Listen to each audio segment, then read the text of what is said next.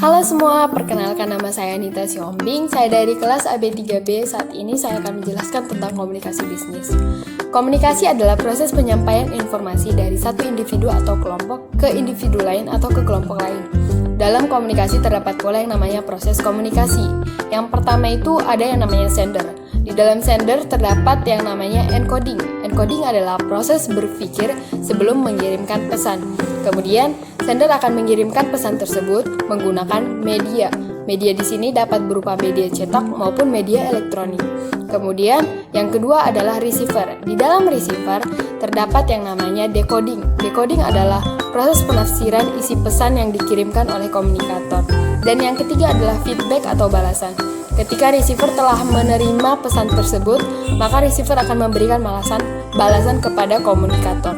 Namun, di dalam komunikasi ada juga yang namanya gangguan atau noise yang dapat mempengaruhi kesuksesan terkirimnya pesan tersebut dengan baik. Kemudian saya akan menjelaskan kriteria yang harus dimiliki komunikator ataupun komunikan dalam berkomunikasi. Yang pertama adalah communication skill. Sebelum kita melakukan komunikasi, kita harus mengetahui bagaimana kemampuan berkomunikasi lawan bicara kita. Yang kedua adalah attitude. Dalam berkomunikasi kita juga harus memiliki etika yang baik agar menghasilkan komunikasi yang baik. Dan yang ketiga ada yang namanya knowledge. Sebelum kita melakukan komunikasi, kita harus paham pemahaman ataupun kemampuan daripada lawan bicara kita. Yang keempat ada yang namanya social system.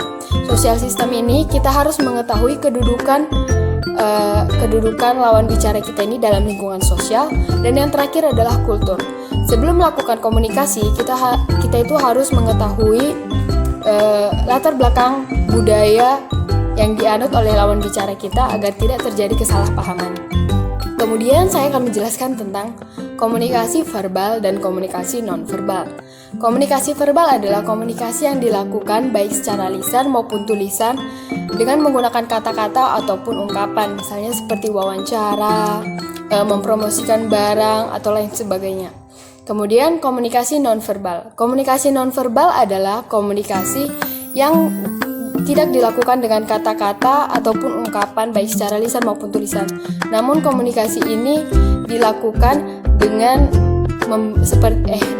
dengan bahasa isyarat seperti mimik wajah ataupun simbol-simbol. Misalnya itu mengacungkan jempol, mengetuk pintu sebelum masuk, dan lain sebagainya. Terakhir saya akan menjelaskan contoh daripada perbedaan budaya dalam dunia bisnis. Yang pertama, di Indonesia sistem memberi salam itu adalah berjabat tangan. Namun berbeda dengan budaya negara luar seperti Jepang misalnya. Di Jepang mereka memberi salam dengan menundukkan kepala. Dan contoh yang kedua adalah contoh pakaian atau busana. Mungkin di dunia perkantoran busana berpakaiannya seperti memakai kemeja, dasi, celana keper, dan lain sebagainya. Namun berbeda dengan budaya pakaian yang ada di orang yang bekerja di stasiun televisi ataupun stasiun radio.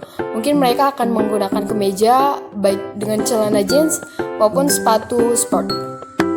Demikian penjelasan dari saya. Terima kasih.